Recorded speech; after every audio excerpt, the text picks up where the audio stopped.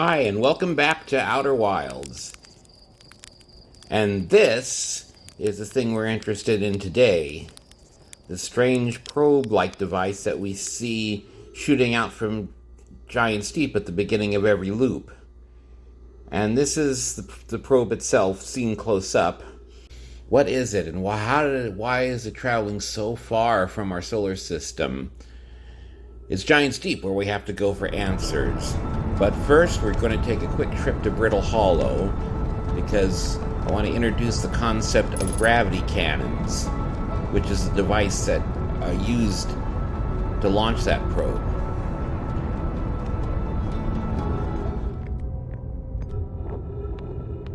Gravity cannons are a wonderful new form of space travel invented by the Nomai to avoid all that tedious and hunger-inducing mucking about with beastromathics. Douglas Adams reference. The shuttle is currently resting at the quantum moon. And we'll get to that quantum moon eventually.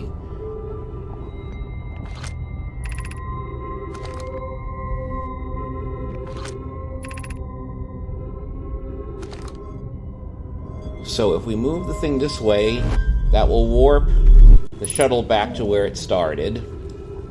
Apollo 13 could certainly have used a gadget like this. What the gravity cannon does is that platform that the shuttle sits on creates an anti-gravity field that pushes the shuttle upward so it can launch into space without the need of any rocketry at all. Move this up. Oh wait, let me wait until Hollow's lantern gets out of the way so that we're not launching the ship into molten lava. Okay. And there it goes.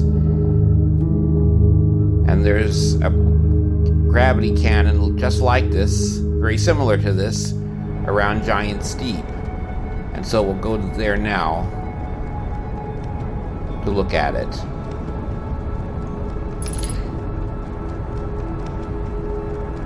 Giant Steep is the largest planet in the Outer Wilds system, and I find it kind of interesting how much it resembles those pre-space age astronomy books I had in the library when I was a kid that always showed the planet Uranus looking just a bit too green.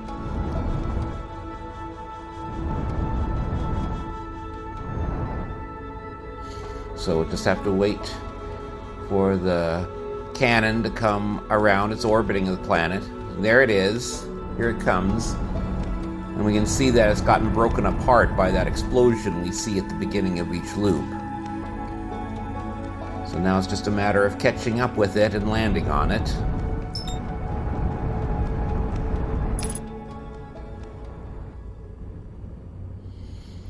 So now we've used the tractor beam, the Nomai tractor beam, to land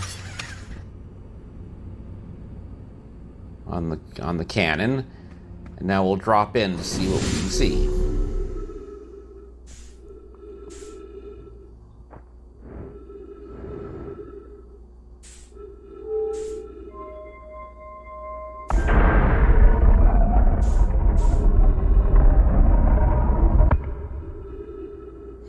So ahead of us there is the other side of the pad from which the probe is launched.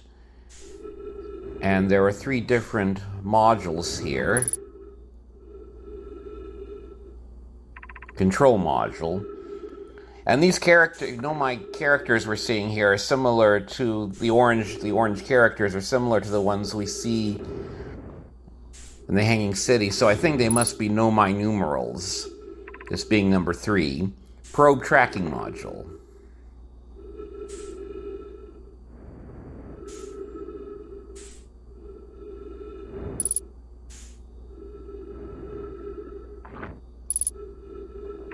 Launch module.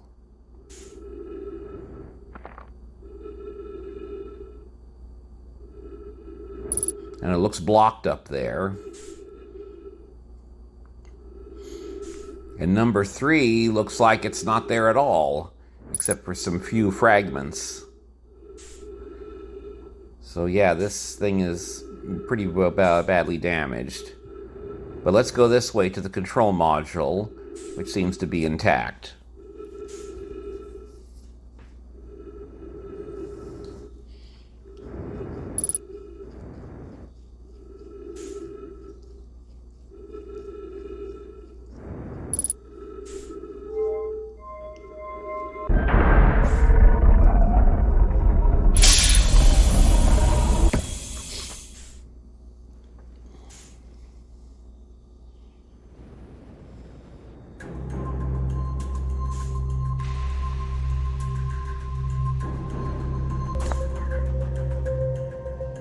So we'll start with a conversation between the control module and the launch module.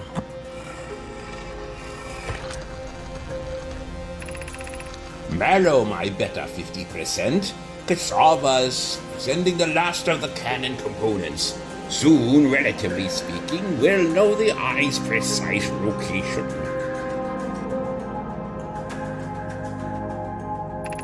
The thought of concluding our elder's curious and challenging search increases my heart's temperature, my love.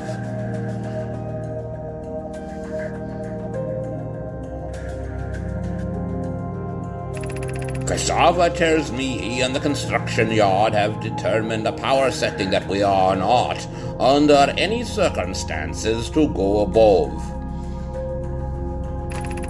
I see. And am I right to think that, consequently, we'll be ignoring that setting?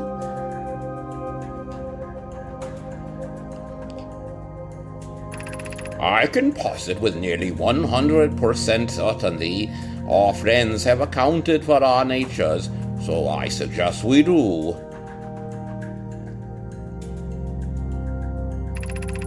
Giving the orbital probe cannon all the power it can structurally withstand creates the greatest chance of finding the eye of the universe.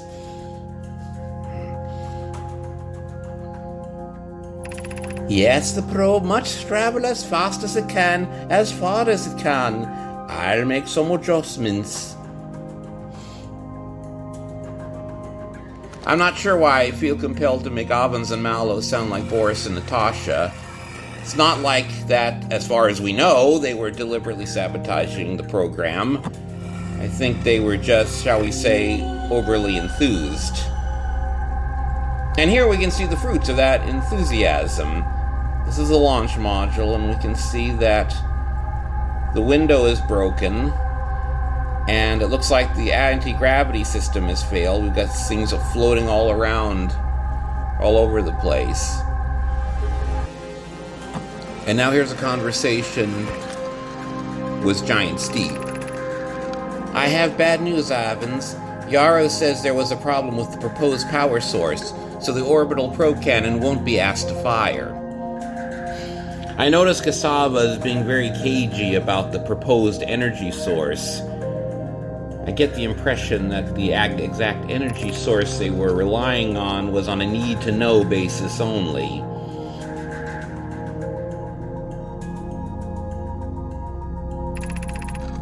Tell Privet and Mallow they should return from the cannon. My spouse and I will remain at the construction yard for now. Construction yard being where they built this orbital probe cannon. An update, Mallow and I will join you and Daz. Privet left to visit her brother. She fears Idea may feel responsible.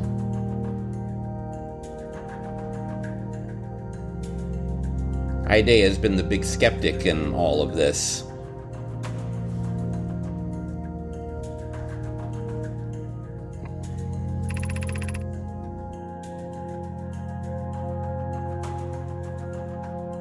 I hope you're pulling my locomotive limb here, Cassava. I wish I were, my friend, but no. They aren't certain they can fix the problem, so the orbital probe cannon is on indefinite hiatus. And so we're looking at some computer readouts here about how the orbital probe cannon is working. 5 minutes, 39 seconds ago, request to launch probe received from Ashtwin Project. Cannon aligned with randomly selected probe trajectory. Gravity field activated. So the idea is, based on what we discovered a couple episodes ago in the high energy lab, they're devising a way to create a time loop so that instead of having to create millions of probes and launched in random directions to find the eye of the universe, they're creating only one probe and just sending the information back in time to launch it at the same probe over and over again. So there we see the probe being launched and the cannon breaking apart under the stress of Evans and Mallow pushing the envelope too far. And it kind of looks like one of the modules fell downwards. Begin launch log. Orbital probe cannon. Launch request received. Probe launch successful. Probe tracking module is receiving data from probe. Warning, orbital probe cannon structure compromised during launch. Damage to multiple modules detected. Damage report. Severe structural stress detected. Assessing damage to modules. Control module intact. No structural damage. Launch module. Viewport window fractured. Module exposed to vacuum of space. That corroborates what we saw in the projection pool. Probe tracking module missing. So now we'll actually go to Giant's Deep itself in search of the probe tracking module, which, as it appears, actually fell in onto the planet. And Giant's Deep is such a high gravity that the best way to go to it is just to let the ocean break your fall. So as you can see, Giant's Deep is pretty much an ocean planet, just with a few isolated floating islands. And as you can see, Giant's Deep has lots of storms, really huge ones that make the cyclone that blew Dorothy to Oz look pretty wimpy. So Giant's Deep is technically not a giant planet like Jupiter or Saturn. I think it's safe to say that it's more like transitional between a watery Earth-like planet and a gaseous Jupiter-like planet. The type of planet that theoretically can exist, although there's no examples in our own solar system. But I'd say that's what Giant's Deep is. For these storms frequently sweep up the islands and push them into space. There goes one right now. And then they're flown up into space and then come crashing back down again. It's one more of the crazy wonders of this alien solar system.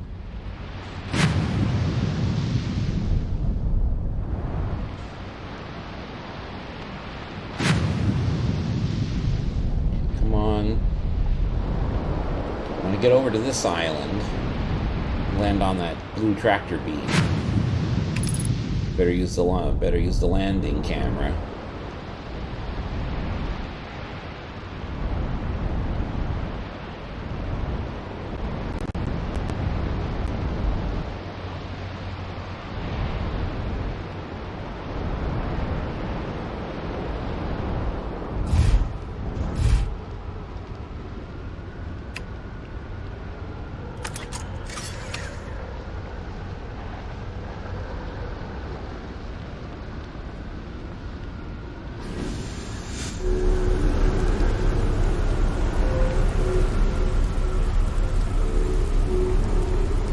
So this is Statue Island. Statue Workshop. Only the door is busted, so we have to find another way in. Well, here's another statue, just like the one in the museum back on Timber Hearth. And its eyes are open. This is a reminder, Nomai have 3 eyes. So these ruins, I think, are where Phlox, who sculpted the statues, used to live. And below, in that grill below us, is his workshop.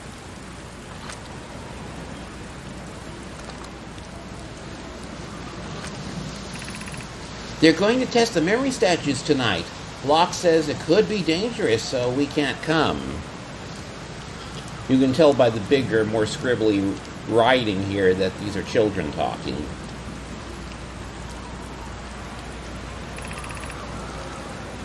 But what if we didn't use the door and snuck in the other way? Does anyone want to? Phlox specifically told us not to do that. I'm picking up definite Hermione Granger vibes here. If we sneak into the statue workshop, we could be killed, or worse, expelled. I really want to see the test too, Amy, but that's a huge risk to take. We probably shouldn't. Maybe Phlox will let us see a later test.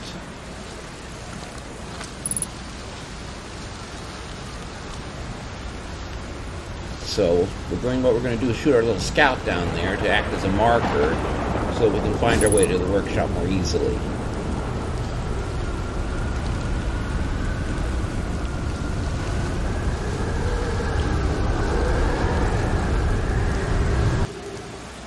So as we work our way to find how to get into the workshop,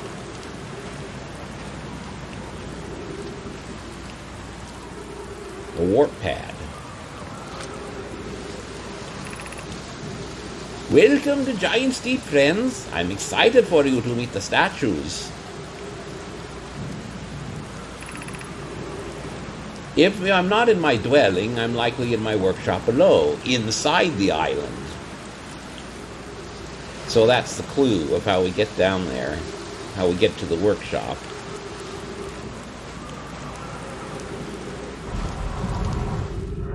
And sure enough, we actually have to jump in the water and swim to the underside of the island. So there's our scout showing us we're on the right track. And here we are. The first thing to do is to open the door that was broken on the other side, just in case we have to go out and get back in again.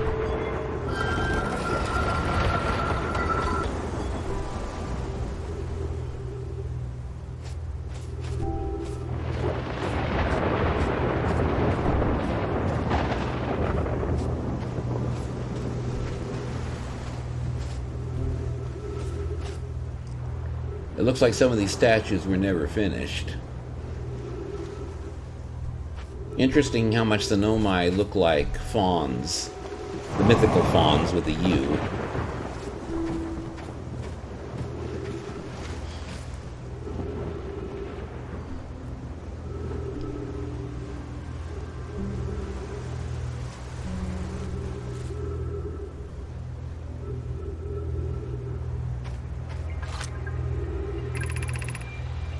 Yarrow, would you kindly step back so Daz is closest to the statue? When pairing, the statue will choose whoever is in closest proximity.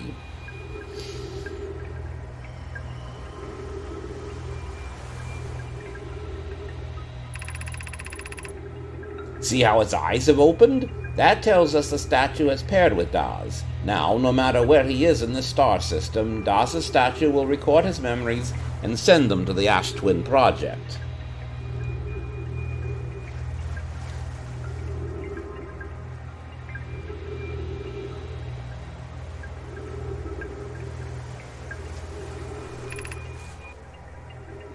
This is extraordinary sculpting work, Phlox.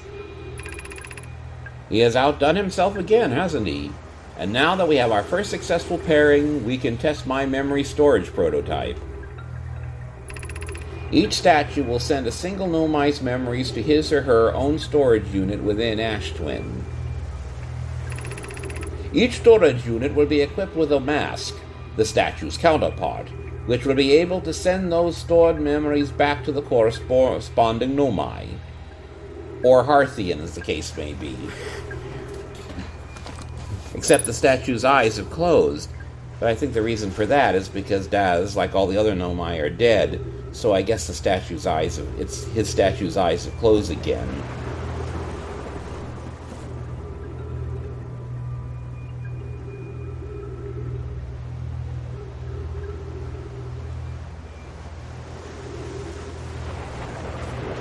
So this painting is actually a diagram showing Nomai pairing with the statue, and then the statue sending the Nomai's memories to the mask, which is actually a computer in the Ash Twin, and then the memories being broadcast back to the Nomai after the 22 minutes in the past. And so that's how, and because we paired with one of the statues, that's how we retain our memories from the previous loop, from when a new loop starts. Here comes one of the storms. We can use it to our, and we're going to use it to our advantage.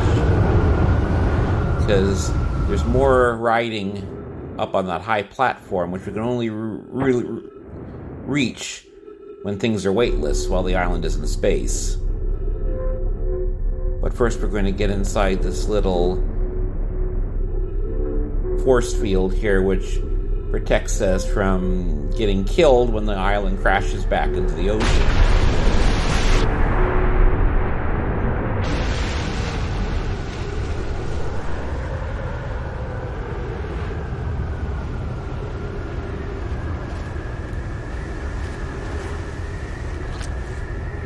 Okay, now we can read this.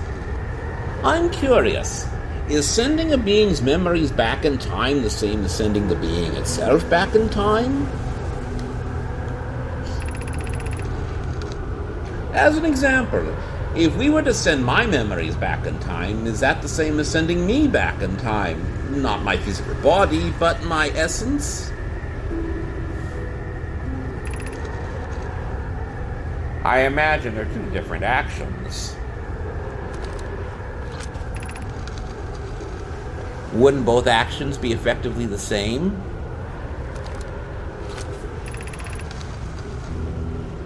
Suppose that time was being rewritten. I believe this is different than receiving memories from what is effectively the future.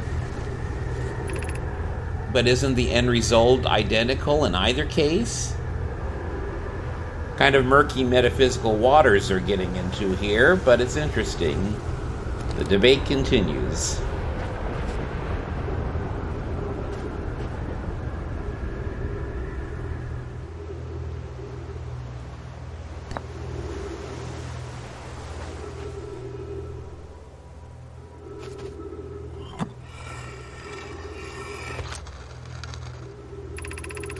I've installed the masks inside the Ash Twin Project flocks. They look beautiful, although I do feel as though I'm being observed. It's comforting to know the statues will not pair until the project succeeds. Otherwise, I imagine the experience would be hard to endure. She's referring to the fact that they're not going to be conscious there's a time loop until the eye is actually found. Ideally, they'll only need to activate once the project succeeds. As a safety measure, however, the statues will also activate in the event of equipment failure. They will? Why is that? If anything goes wrong with the Ash Twin Project, the statues and the masks will make us aware of the situation and enable us to fix it. Otherwise, it would be possible for us to remain permanently unaware of the problem. I hadn't thought of that. What a profoundly horrific fate that would be. So it's like our fellow Hearthians are unaware of there being in a time loop. But for them, it's just as well.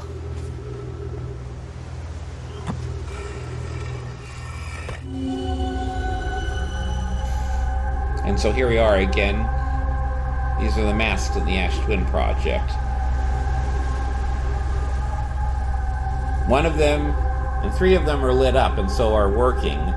One of them is ours, but whose are the other two? We're about to find out.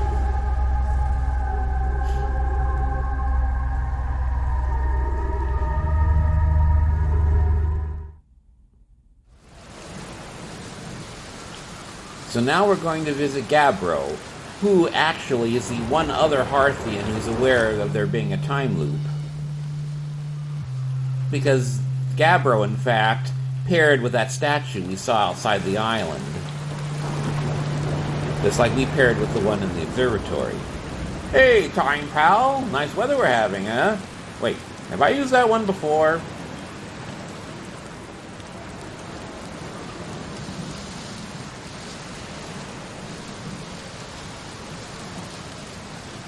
What's up? I found something. Nice, what you got for me? I reached the inside of Statue Island. So, the Nomai created those head statues to record memories, huh? Yeah, I could see the Nomai doing that. Not sure what for, but it seems like their sort of thing. Do you think the statues are recording our memories, then? Because I remember that one on the beach looked at me funny. That must be my memory friend. What's up with this planet? I know, right? Oh, you mean like tell you more about it? Ah, I gotcha. Well, Giant's Deep is massive and mostly water. No surprises there. There's a strong current a ways beneath the surface that prevents anything from sinking below it. Seriously, I tried everything I could think of to get past the current, and neither idea worked.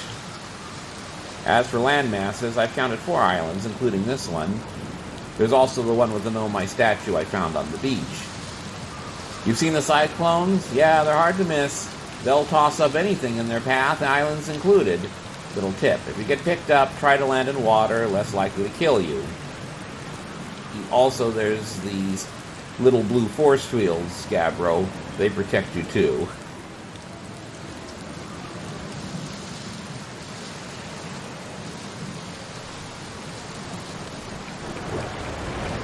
Where's your ship? That's a good question. It's definitely on this planet somewhere. I mean, unless a cyclone came by and tossed it into space, I guess. That would be pretty nuts. I hope it's not lonely. What are you doing out here? What are any of us doing here, really? Nah, I'm just kidding. I'm out here exploring the solar system, just the same as you. But I'll tell you what, outer space really gives you room to think. It's quiet and peaceful out here. I mean, it's usually quiet and peaceful. Sometimes a cyclone comes by and lifts my little island paradise clean out of the water. Then, less peaceful. I found something else. What you got? I found your quantum poem. Oh yeah, the one in the woods. I remember writing that. Pretty fun, right? It works out to a good 24 poems. That's the one we found on Timber Hearth with the lines that keep rearranging themselves. When I'm done exploring, I want to make some more quantum art. Maybe some kind of creature sculpture that just shows up while your back is turned and scares the daylights out of you. Whoops, now one of the storms is lifting us into space. And Gabbro is so chill, he just goes right on playing his flute. Totally unconcerned that we're in space. Oh, sorry, Gabbro, I didn't mean to accidentally have my face in your such and such.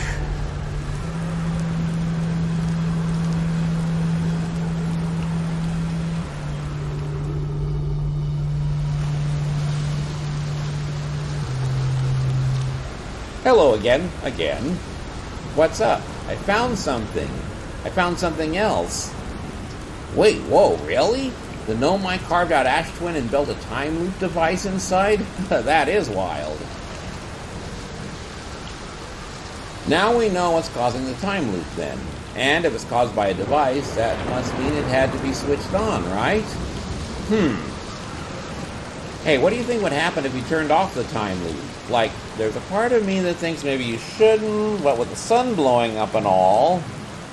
Then again, who wants to spend eternity repeatedly getting blown up by the sun?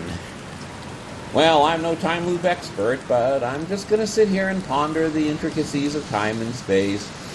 Ugh, maybe a nap too if I feel like it.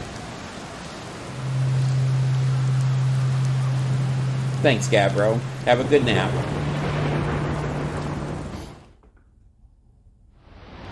So now we're going to find, at last, the probe tracking module. And the first step is we have to find the one of these cyclones that's going the other way from the others. Because as we found out in the Southern Observatory in Brittle Hollow, most of them push things upward, but the one going the other way pushes things downward. So this is it, if I can just aim the ship just right so it catches me.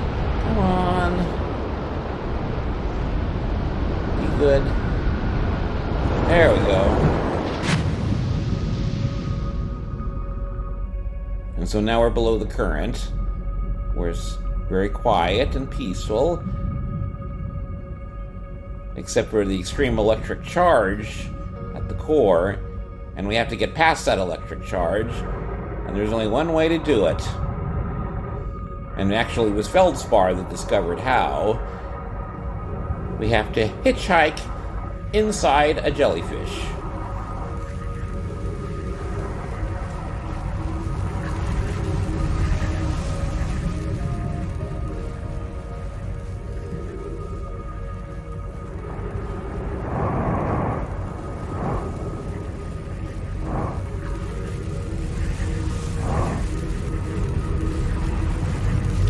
Just wait as the jellyfish descends through the electric field.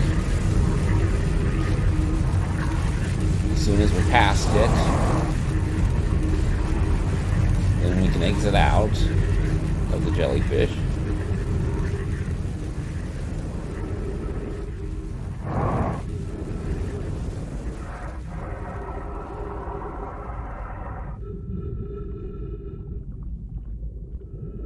Thanks for the lift, jellyfish.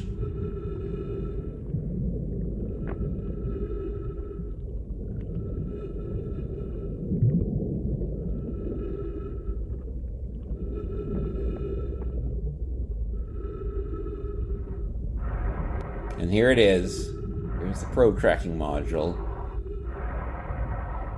And in here, we'll see what it's discovered about the eye of the universe.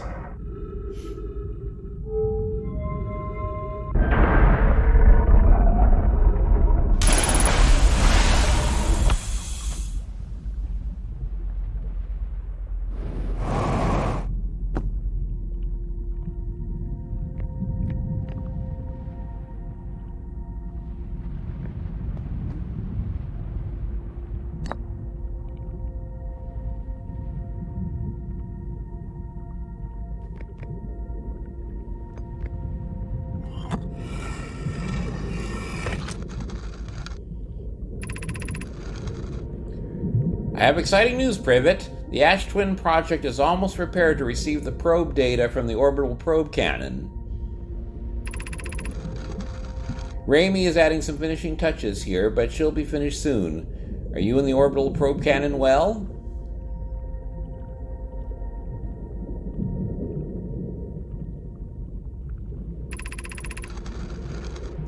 We are. The statue here in the probe tracking module is ready to record each launch flight's trajectory and will automatically transmit all relevant data to you. On the other appendage, I'm now worried about this cannon's structural integrity and its crew's moral integrity. Once the probe determines the location of the Eye of the Universe, we'll send an alert directly to you and Raimi.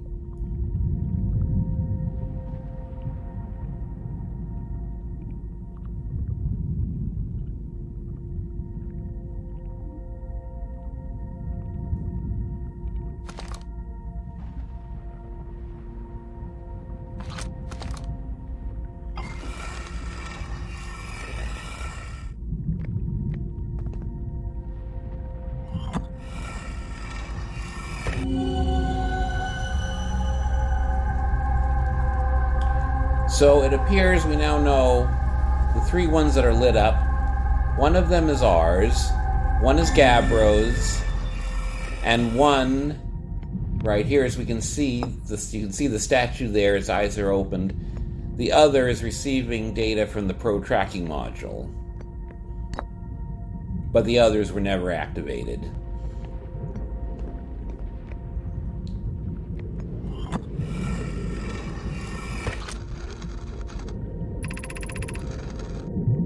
Imagine, Privet, the probe tracking module will be the first to know the coordinates of the Eye of the Universe. You'll be the first to see them. I'm honored and terrified. You won't ask the orbital probe cannon to use so much power that it breaks, will you? Fret not, my nervous friend. We only need to fire the probe once anyway, so who minds if it compromises the orbital probe cannon's structural integrity slightly? I would mind, Mallow, I would mind, because we won't be capable of receiving our probe's data if the probe tracking module is destroyed.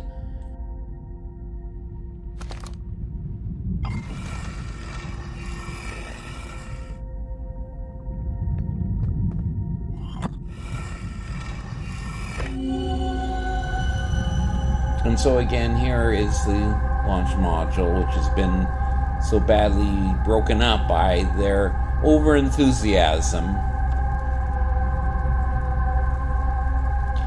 Except this only happened just now. It didn't happen in the time of the Nomai because, as we know, they put the whole project on hiatus.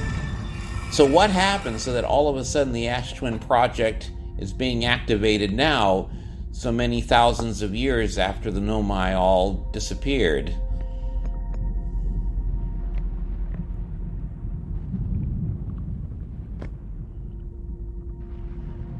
So we'll flip over to the other side now and use their 3D printing pool to find out what they've discovered, or what their machinery has discovered so long after they themselves all died. So this is a model of Giant Steep showing the orbital probe cannon orbiting it. And there it's showing the trajectory of the probe in the current time loop that we're in. Each time loop it goes out in a different random direction. Receiving data from probe 9,318,212. That's a lot of time loops. Visualizing current trajectory of probe 9,318,212.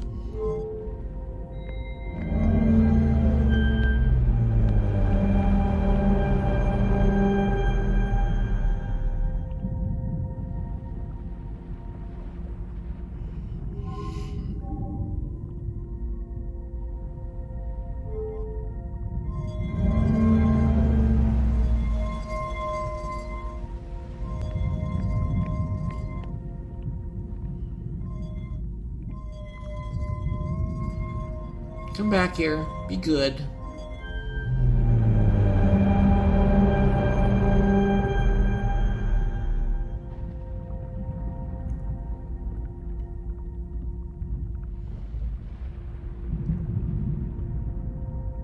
So now it's showing us the sum total of all the trajectories of all the probes and all the time loops so far. It's a lot.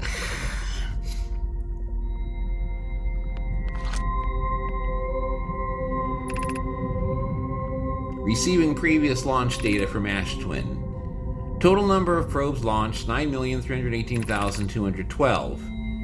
Deep space anomaly matching all known criteria for the eye of the universe found by probe 9,318,354.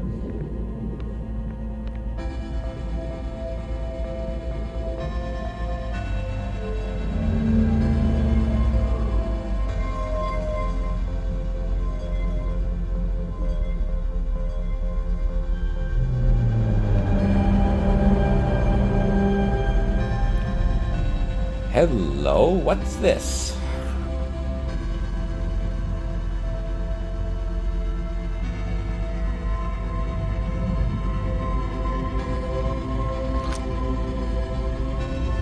Receiving stored coordinates from Ash Twin.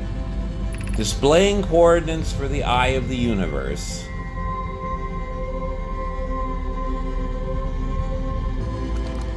And how can those possibly be coordinates, you might ask? We'll find out in the next episode. So for now, thanks for joining me.